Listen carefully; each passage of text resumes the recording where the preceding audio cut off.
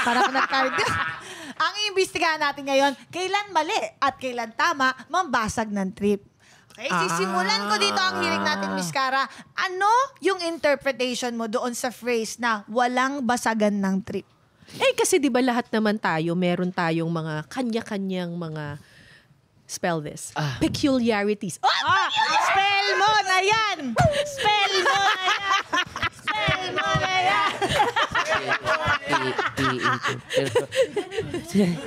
Hindi, di ba mas maganda ang bawat isang tao kasi iba-iba tayo ng mga trip sa buhay, Yes. di ba? Hindi naman tayo nakakahon lang sa isang bagay. Tama. So, may kanya-kanya tayong trip.